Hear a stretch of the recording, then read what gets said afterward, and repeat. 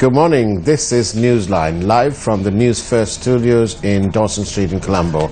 And joining me this morning is a veteran banker who's here to talk to you about some of the issues that are in the making and that may eventually affect your money. Joining me is Mr. Rusri Pala Tenakun, a retired senior banker, former chairman of the Bankers Salon, trade unionist, and whose involvement in the social security aspect of our working lives extends back several years. Good morning, Mr. Rusri Pala, and thank you very much for joining us. Good morning, Paras. And what exactly have you done on social security in the past, then? Well, it dates back to the early 90s when the UNP government first proposed the social security bill in this country.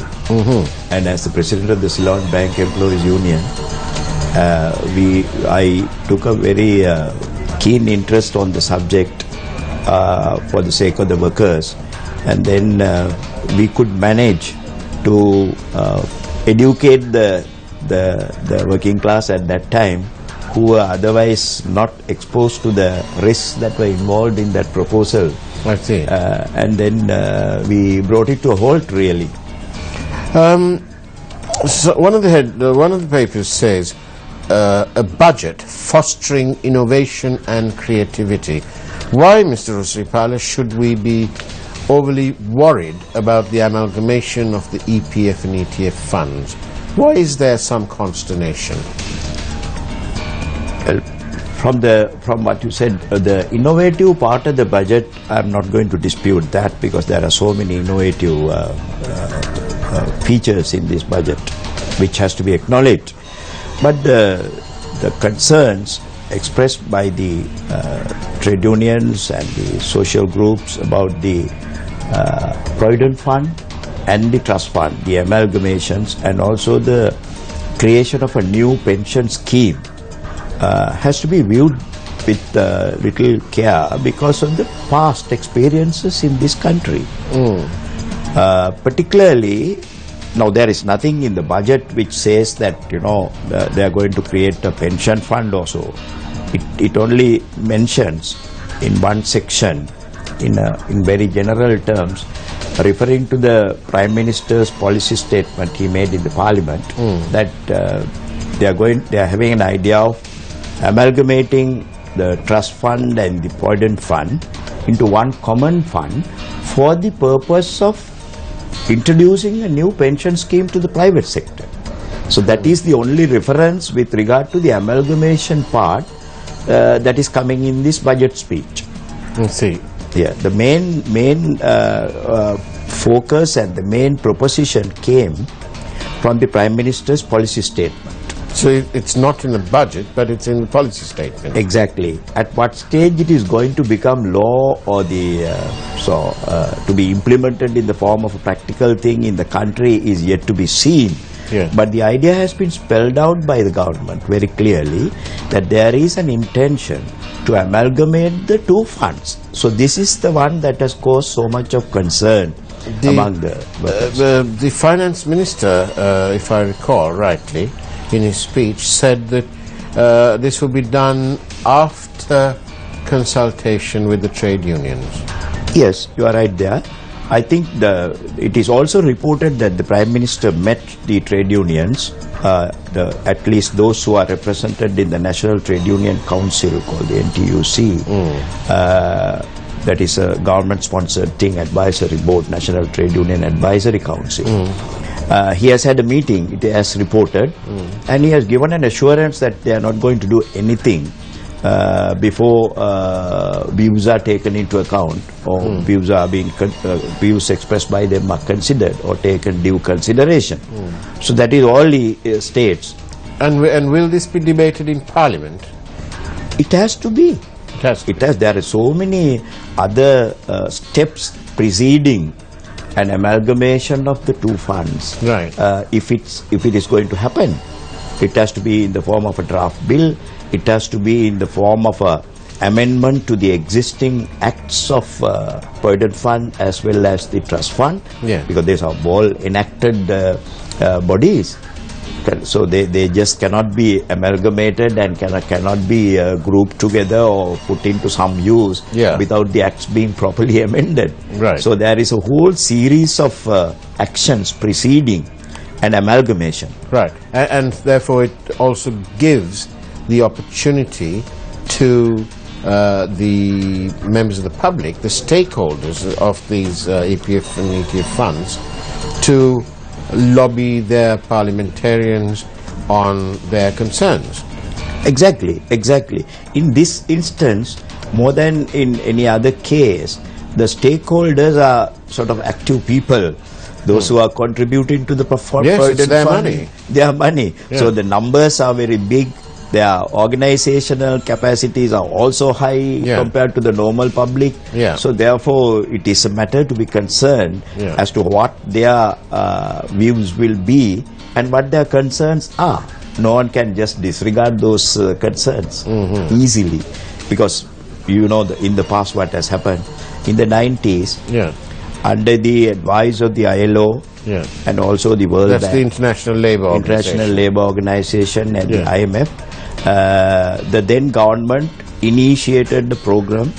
In fact, it culminated even in the form of a draft bill in Parliament, presented to Parliament, and which gave a proposal, a broad proposal, for the introduction of a social security pension scheme, which in essence was a replacement of the Provident Fund scheme in the country. I see. It was serious. It was very vehemently opposed by the working class at that time, because they had this. They had got used to the Provident Fund benefits. They had got used to the Provident Fund concessions and the sort of the social security aspect, even in a limited way, offered under the Provident Fund schemes. They were so used to it. So they were very concerned when some scheme was to be introduced, replacing the one that they were so used to. And let me get this right, the EPF as it stands today, when one retires, what happens? You get a pension or not? No pension. It is a once and for all. It's a one-off payment. It is one-off payment, and it's a compulsory savings scheme. And what's the rate of return that you would have got on your money? Well, they say that it is a minimum of 10% is assured. Minimum of 10% is assured. But the Act says very much low. The Act has been formulated some time ago. But in keeping with the current trends, I think we are assured of at least 10% return. Is it sort of index linked? It's a guaranteed return, is it? No, not in that sense. No. What is guaranteed is what is given in the Act. The rate that is given in the Act, but what is the rate in operation in practice is much higher than what is guaranteed as a minimum in the Act. And why should we be suspicious, if you like? Why should we be suspicious about what will happen to these monies once it's amalgamated? Well, the question is, it's not the suspicion. You know, the stakeholders and those beneficiaries under the Provident Fund scheme have a right to know why an amendment or a new thing is introduced and what benefits the new scheme is going to bring them. They have a right to know. So it's more than a suspicion. It is a need to know what is going to happen. It's a need to know, it's a right to know. Yeah, both. Of course. It arises from the need, and it is definitely a right. So therefore, no one can bypass that stage. And I also noticed from the Minister's statement that these monies will be invested in sort of venture capital activities. Oh, that is a different issue. What you are referring to is what is spelled out in the budget speech per se about the creation of a venture capital. That apart, I mean, before I go on that, pass on to that, I would like to state one other thing. The claim or the shouting of the trade unions and those concerned mainly focuses on one thing. They are all asking, what is the new scheme, a pension scheme that the government is proposing to introduce? before the amalgamation is suggested or done, given effect, they have a right to know what is it being amalgamated for to create what. So what is now right now, what we need is for the country to be made known very clearly in no uncertain terms, in the form of a draft bill or a proposal or something like that, what is the pension scheme that is going to be. Because twice before, we cannot forget, Paras, there was turmoil in the country. At least the second time, when the pension scheme amendment was introduced as a national pension scheme, National Private Sector Pension Scheme Act, which was withdrawn by Mahinda Rajapaksa government, President Mahinda Rajapaksa's government. You see that there was turmoil, it led to all kinds of uprisers in the... There was a young man who lost his life at the BOI. Lost his life, unfortunately. In Katunaika. And remember, that was not for removing or replacement of the Provident Fund with the pension scheme.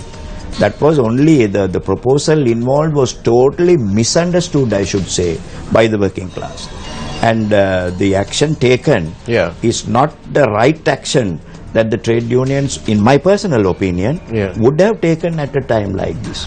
Because what we wanted the trade unions to do was, instead of saying, withdraw this, cancel this, they would have proceeded on from there to propose to the government, you do this, remove this part. Instead, they said, withdraw this, close this. I mean, this type of... so therefore, in a situation like that, in such a context, the government has to be very careful in trying to touch the Provident Fund, and also in trying to introduce a pension scheme which has anything to do with the pension fund. How big is this fund? This is the biggest captive fund that we have in this country. I can't tell you the numbers exactly right now, but it is undoubtedly the biggest captive fund. 1.7 trillion? I think it is close upon 1.7 trillion, close upon 2 trillion, and it's a growing fund. So let's get this right. It's 1.7 trillion. That's 1.7 trillion. Sorry to be so boring and repeat it again, but that's a lot of money. That's a huge sum of money. And it's the people's money. It is the workers' money. And that's why the people have a right to know. Yes. I mean, not only by being the people's or the workers' money, that's the only source of savings that they have, compulsory savings, according to the prevailing social security systems in the country. And a lot of people obviously rely on that nest when they retire. Yes, it's the reliance on the last resort. They have no other access to any other sources of any savings. And do we have any idea what this government proposes to do?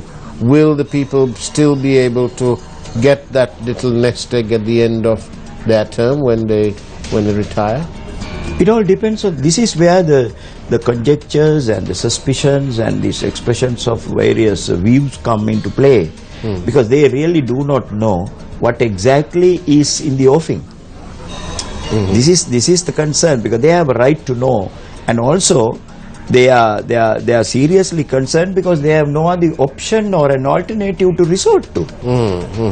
So they are bound to ask the questions: what is in the offing? What are you going to offer?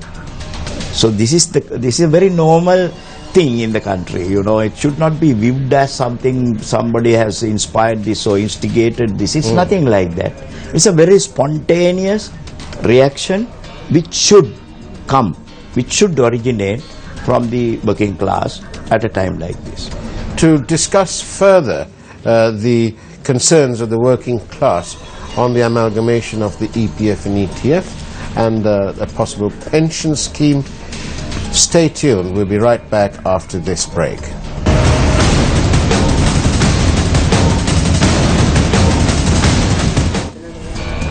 Welcome back to Newsline, and we're joined here this morning with Mr. Rusli Parliamentarians, a retired former banker and trade unionist, and with some expertise in social security matters. And we're discussing the proposed amalgamation of the EPF and ETF funds. Mr. Risipala, in here it says that the government is going to be encouraging investments in make it easier to raise capital and so on. And there is a proposal that part of this EPF and EPF funds will be invested in venture capital activities. I'm a bit concerned because usually these things are they're high risk investments and they are without collateral. Is that a good investment for your retirement? Is it a good idea to go into risky investments with your retirement money? I think the concern here is that there are 2-3 things that we have to address in this situation. Yeah. Number one, it is an investment fund. Now, an investment fund, calling itself a venture fund, Yeah. which is proposing Yeah. to lend to the other funds. Yes. These other funds are privately created venture capital funds. Yes. Now we have to understand this very, very clearly. I'm not adducing any reasoning of my own into this. I'm reading exactly from what you quoted. Yeah. The section in the relevant. It's section 124. Section If 124. if I could just read it out. Please do. It will be very important. It says, Ravi Karunaka says, however, since the business startups with great ideas lack tangible assets to be utilized as collateral, I propose to initiate a venture capital approach for providing equity financing facilities to SMEs through the establishment of one fund that will be a fund of funds. This will comprise of stakeholders such as banks, insurance companies, state-owned funds such as EPF, ETF and foreign funds. Now, there's a catch. Definitely. So they propose to invest these in high-risk investments, Yeah. and these are your retirement funds that they're talking about. Yes. Actually, there is no harm in investment of funds to generate profits, because the profits accrue direct to the beneficiaries. Yeah. But in this instance, there are 1 or 2 other issues that we have to be concerned with. Yeah. Number one, what is this fund? What is it for? And through whom is the fund operated? Yeah. And then what is the guarantee that the government is giving for the funds that are disbursed through these private venture capital other funds? Yeah. And into what areas and for what purposes? These are all concerns. I think you mentioned the high risk part, Yeah. where this money is supposed to be lent to, or proposed to be lent to startups as capital for, because there is a lack of startup capital. Yeah. For the SMEs, and you are lending it without sufficient collateral. Now, what happens in such instances is, and what has happened elsewhere in the world is, these are public funds. First, it becomes the liability of the companies. Then the company, those companies that are involved, it becomes a liability. Then thereafter, it becomes a liability of the state. That's what I was going to ask you next. Is the state guaranteeing these things? Yes, this. Finally, if there is any breakdown or falling or any sort of unforeseen thing happening to the investment, on whose lap does it fall as the responsibility? Let's take this. Let's take an example. Let's say that this fund invested in something like, let's say, me in Lanka, right? And it then went down. So the fund would lose their money, and the government, will they have to step in to make good the money to these people, to the stakeholders, to the retirees? Perhaps in this country and elsewhere we have seen many instances where even private sector finance companies have fallen into difficulty, and finally who come to rescue that? Whose money is going to come in to safeguard that? Ultimately it becomes a public sector security liability. Indeed. So in this instance, obviously, when the money is involved are disbursed or put into the fund belonging to the government, belonging to the public sector, it has to become a liability on the part of the public sector. And you see, you are talking about the failures of the investments. I have to, I like to mention an example. Yeah. You see, now we have the Tamasak model in Singapore. Oh yes, indeed. Which is quoted very, very often now, because Singapore model is being quoted like the panacea for a lot of things. Yes, it's now, like the Bible. Like the Bible. Now this Tamasak model investment, the most of the monies in that Tamasak funds was coming from Singapore Airlines and such very highly profit-making institutions. Indeed. You know that they went and invested in Prime Minister Thaksin's companies in Thailand, in Thailand, which crashed completely, and That's there was right. nobody to question the fund owners, the fund managers about those mismanagements or the wrong decisions. Because at the time, the head of the Tamasak fund was none other than Mrs. The Prime Minister's wife, Mrs. Lee Ho Chi or somewhere. Actually, it was Lee Kuan Yew's wife Right. who was heading the fund. But did she have any particular expertise in fund management? I don't think, because that was not the criteria for which she was selected. I think she was selected because of her relationship and the contact with the Prime Minister, and she was appointed there. That was a wrong decision. That should have been in another country, created a lot of chaos in the country. How much are you for example, if you remember in the matter of Sri Lanka insurance, when the Supreme Court ruled that it had to be returned to the state, in that order, in that judgment, in the order of the Supreme Court, they also gave an order as to who could serve on the board of Sri Lanka insurance. So they gave a criteria. How essential do you think such matters are, perhaps enacted by Parliament, to put in some natural safeguards? How important is such thing? It is extremely important, because number one, it is the public funds, and it is the quantum of the funds that is involved. Those are huge sums of monies. Out of the monies that are available to this government and this country, insurance funds are playing a very important role, significant role. And the captive funds such as the ETF and the EPF are the next in line. So they are very big. So they definitely have to have a chosen criteria, a decided criteria, legislated criteria by whom such funds should be controlled for whatever the purpose is. We noticed that successive governments, the EPF ETF funds is such a huge temptation. It's like leaving a pot of gold outside without a security guard. Exactly.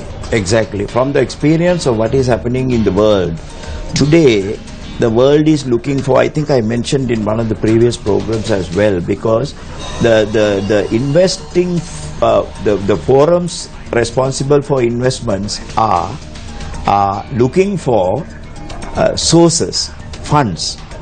Sources with huge amount of funds, because when you take the totality of the sovereign funds of the world and the sum total of the pension funds and the social security funds in the world, the second by far exceeds the first. So therefore it is a very good forum for investors to play with, when you see the limitations of the sovereign funds.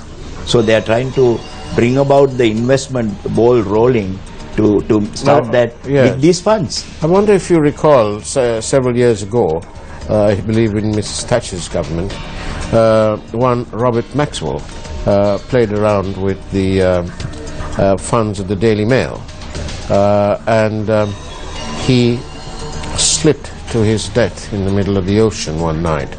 And it later transpired that to use a local term, he had played socks with the employees' retirement funds. So this is what you're saying. We want to avoid such a situation. Definitely. That is only one example. There are so many other examples. I mean, where the investments have gone wrong, the decisions have been wrong, the decisions have been taken with other objectives in mind, personal benefits and gains. So therefore, it is a high risk area. I mean, it needs a very huge level or large level, well spread public debate on this matter. And a robust regulatory mechanism. Exactly. Beyond the control of the legislature enacted properly to be controlled, or with recourse for the public or anybody to go to courts in the event of such a doubt or something. So this budget has caused to give us has fueled a lot of debate. The amalgamation of the EPF ETF is one. The doing away, or the requirement that banks do not engage in leasing, is another. And yet one more is the permitting of the importation of teas into Sri Lanka for blending purposes. And in fact, we shall be discussing that on hopefully on Wednesday or Thursday morning, as people become available to talk to us, and we'll be discussing that aspect. All very worrisome for a budget that is supposed to be fostering innovation and creativity. Well, what you spelled out just now are some of the, no doubt, some grey areas, but that itself is not the totality of the budget, I should say. Yeah. There are very many several good features. Yes. But let me put an analogy to this. This finance minister and this country, they are like in a deep bottom of a pit, and we are asking them to dance.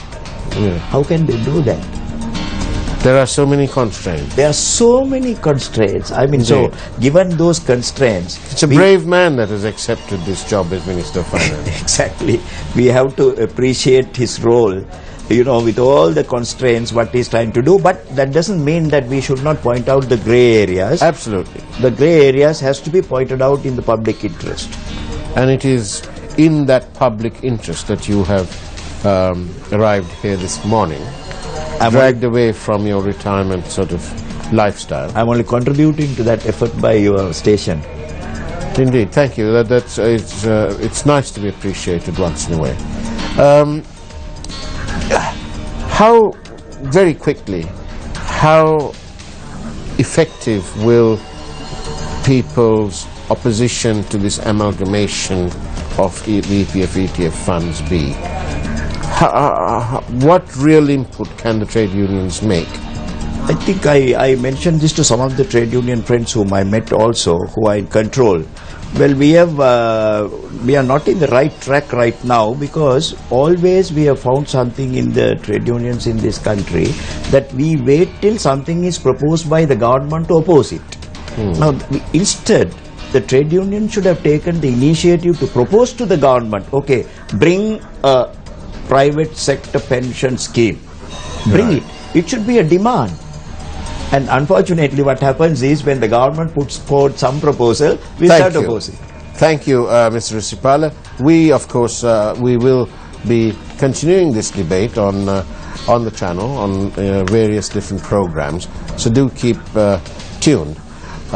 Leave you today with this. Opportunities are like sunrises. If you wait too long, you'll miss them. On that note, from Newsline, have a good morning. Take care.